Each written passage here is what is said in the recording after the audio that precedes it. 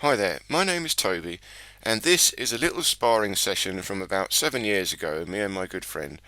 And although we're not doing any particular style of fighting, you could think of this as a cross between Tai Chi, Kung Fu, and Systema, the Russian internal martial art.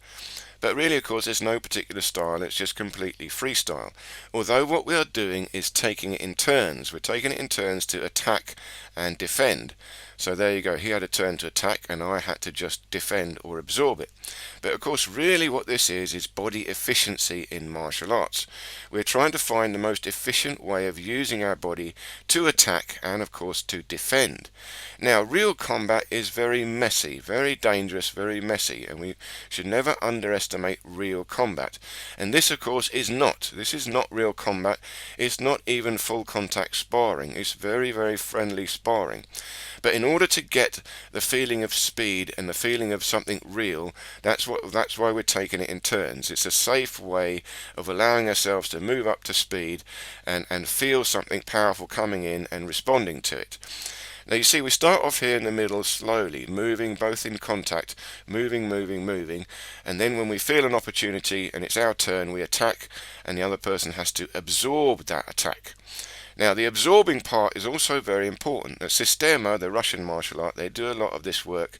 They practice absorbing strikes, as well as throwing out strikes in a relaxed fashion.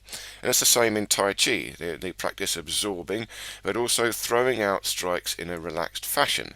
Now, Kung Fu, Karate, and other traditional martial arts, they're practicing using more powerful strikes, directly using muscular strength or body dynamics to create a powerful tension-based strike, and we're also doing that, but we're not limiting ourselves to any particular style. We're just trying to feel the flow in our body, feel the structure in our body, and see what comes to us to do. But of course, both of us have had many years of Kung Fu training, as well as other martial arts. So you can look at this as real martial arts, but not as real fighting. And of course, what this is training, but we are training our own body efficiency. That means we have to work on our own body awareness. I have to maintain an awareness of my own body no matter what is happening to me or what my opponent is doing to me. That's the secret of absorbing. I've got to be able to feel what is coming and move freely with it, but not lose control of my own body structure so that I'm always ready to rebound and counterattack straight away. And there are three things in this body awareness that we've got to train. I've got to train my body structure, body alignment. I've got to be aware of my bone structure, the alignment of my spine, and the freedom of movement in my arms and legs. Then I've also got to be aware of my relaxation. I've got to know what it feels like to be relaxed and be able to flow movements easily with relaxation. In other words, throw out strikes like a whip.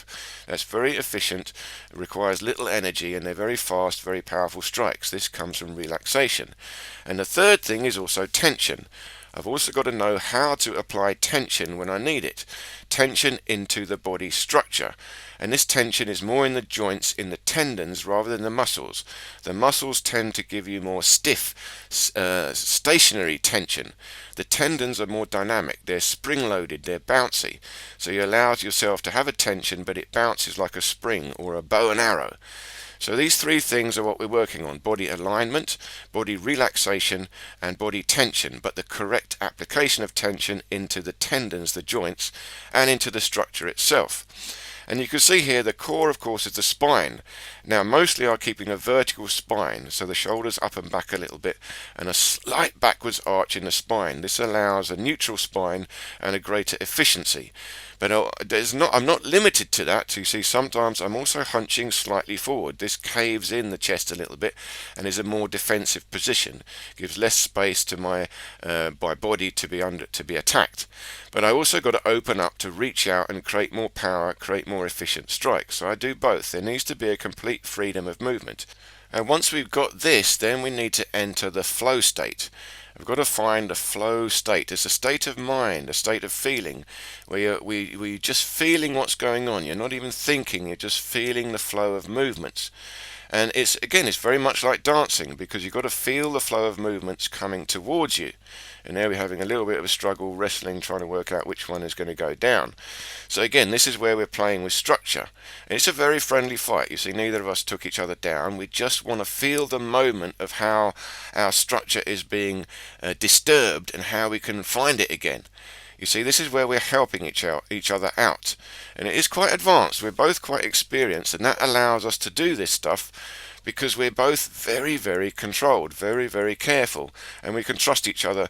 See, we don't actually hit each other, but we get very, very close. And this allows us both to get into a flow state.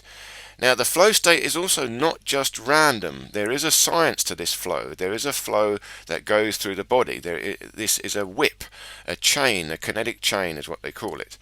So the actual flow is from the spine out through the shoulder, elbow, wrist to the hand, or it's again from the spine out through the hip, knee, ankle for the kick. So there is a sequence to this flow, and we've got to try and practice that. And this is the body efficiency. This is the creation of a whip. And also, if you've got the feeling of this flow, each movement winds up for the next movement. So again, I've done a series, I'm working on a series called the 9 Principles of Body Efficiency. And these are the principles that I'm using here in this sparring. So I'm using the principle of elastic recoil. I'm winding up like a bow and arrow and then unwinding. And each move winds up the next move. So this is very, very efficient. And I'm using these other things, the spinal alignment, the cantilever effect and the concertina effect, the most efficient ways of bending and straightening your arms and legs, because this will work in martial arts as well, of course. Now here you can see me just loosening up the shoulders, loosening up the spine, starting little movements going on. And of course that's also feinting. I'm trying to confuse my opponent so he doesn't know what movement I'm going to do next. And then when I feel I've got a chance, I start. Now here's a couple of little whips. You see the first strike was actually striking his hand. A little whip to the back of his hand damaged his fist. So again, that's a legitimate strike. If you can strike hard enough onto a person's hand or disturb their fingers, that will impede their ability to hit you. And here you can see me rolling and whipping. So this, you can see, is a good example of this elastic recoil and this snake-like body flow, this kinetic chain or this whip through the body. This is what we're trying to find here. And there you can see it, very wave-like flowing movements. But again, they're not just like that to look good, they're like that for the purpose of creating a whip. And you have to feel it. You will feel it. A whip is an acceleration. So the movement starts off big and slow, but it ends up small and fast. And this is the secret, and the secret is to use one move to wind up to the next move. And again, there you saw a complete body flow, and again a little whip down to the end of the fist. Now again, you can see me here twitching and loosening up the shoulder joint, and this is where the range of motion is important. If I can increase the range of motion of my shoulder joint and engage the scapula, this actually adds more power to the fist at the end. You see, the greater the range of motion of the whip, the greater the power at the end of the whip. You see, if our shoulders are very stiff, you don't actually have so much range of motion, and that limits the power of your punch.